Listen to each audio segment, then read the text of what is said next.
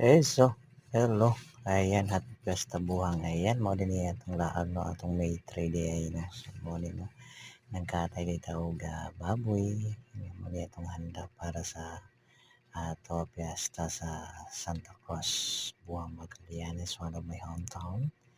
And mo din niya mong 100 kilos na baboy na bahin-bahin nyo sa group. Okay naman tayo gapilan na ano, so dito tayo. So, kinakatay natin to para pamimigay natin sa mga magpipiyesta para may panghanda rin ito. Ito baga yung nagtatampo-tampuhan kami para magkaroon ng panghanda sa aming piyesta.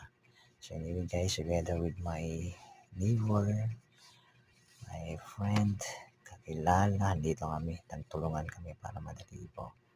At ito ang ating ginagawa at minamadalian na natin para ma-distribute na natin for the provider ani itong ating ginagawang pagkakatay ng baboy po. Ito namang tradisyon natin pag piyesta talaga, may handaan at may kakatayin na baboy. Sa dito tayo guys, together sa pagtulungan bayanihan. Ito si Deji Lowy kasama yung ating handler.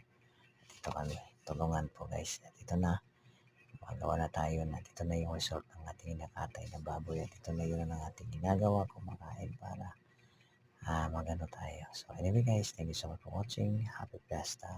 Barangay Buwang. Laag ni Deji once again.